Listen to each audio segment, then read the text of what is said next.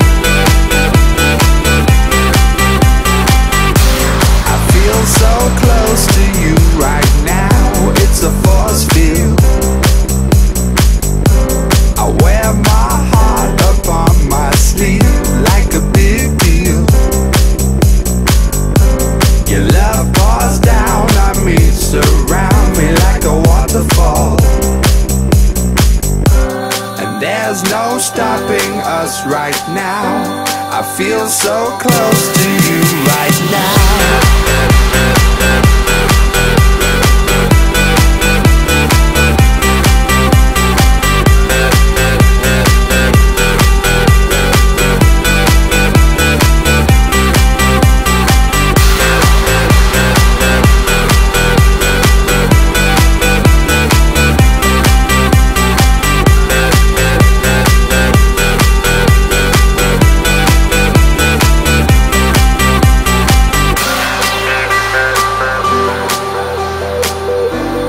There's no stopping us right now. And there's no stopping us right now. And there's no stopping us right now. I feel so close to you right now.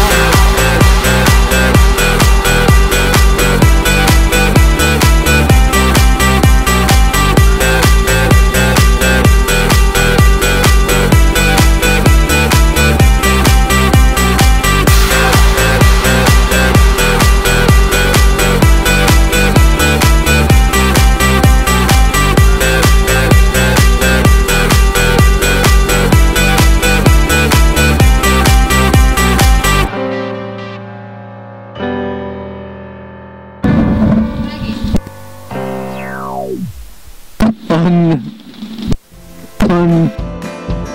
How could I shoot a good man down, lay without mourning, broken hearted on the ground, like the others before him.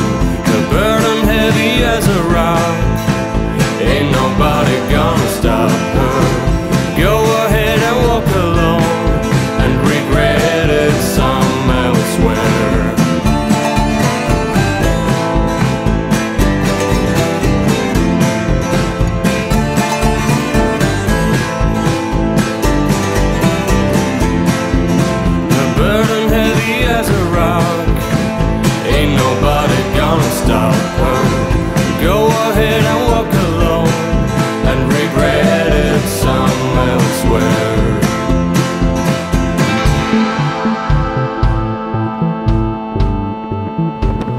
Kas oli raske?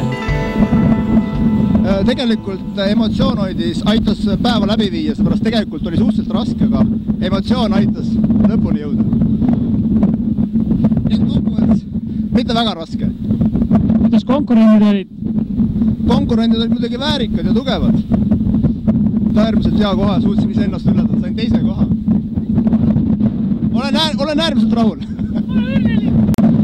Esikoha juurde lähme nüüd. Andres. Tere! Tere! mis sa arvad, mis oli sinu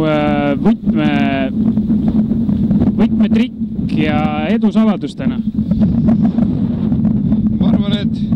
Ma arvan, et paras puri eelkõige. Siis, no, front õnnestus täna. Ma pole sellistes tingimustes suutnud neid küll niimoodi edukalt maandada, aga täna oli mingi imepäev. Mind kannustas hoopis surfile kõrvaline faktor, et ma uskusin nagu, et kui ma võidan, siis väike poiss saab terveks.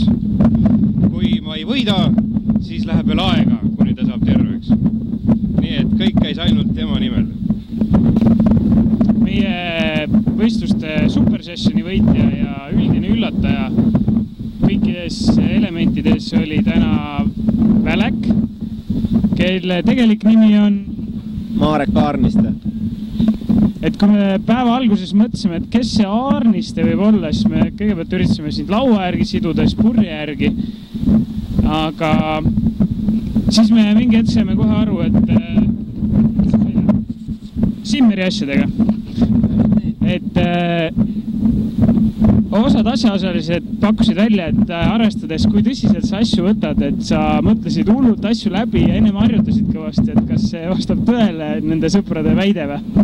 Ei, tegelikult ei vasta, aga kuna just siin nädalaga tagasi oli see PVA Klittmülleri etapp ja meil oli formaat täpselt sama peaaegu, 2 hüpet, 2 lainet, siis tänu sellele, et ma seda jälgisin laivis isukalt ja kuulasin palju kommentaare, siis proovisin samamoodi targalt sõita, et oma hüpped ära teha ja lainet otsida ja püsida kohtunike alas ja mitte kõrgust kaotada ja kõik siuksed asjad kokku, et ja eks õnne oli ka ja kamavalik oli alguses ja et läksin natuke suurtemate asjadega, et siin paljud olid hädas, vajusid alla ära, läksin eestpoolt hoopis peale, sõitsin kohe, hoidsin kõrgust ja kõik sujus, et kahjuks luuserite finaalis Papa vastu ei suutnud seda enam hoida ja läksin liiga väikse purjega, et hindasin natukene olusid valeks, aga muidugi paljud arvasid, et kindlasti oli väga suur puri 5-0, aga minu jaoks nagu pigem väiksem, et muidu sõitsin 5-3-ga.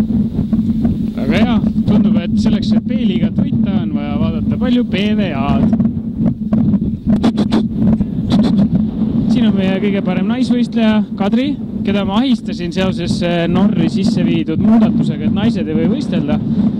Ja pool päeva hiljem tuligi suur feministide eestvõitleja Kadri ja kirjutas MSN-i, et ma eksisin. Et täname osalemast, täname võitmast nii mõndagi meest ja kas sa lõpuks said oma lemmikpurjega sõita? Jah. Kui suur purje oli? 4. Kui osad meessõitjad siin sõitsid isegi 3-6 purjedega, siis Kadri täna pidas 4-sega vastu ja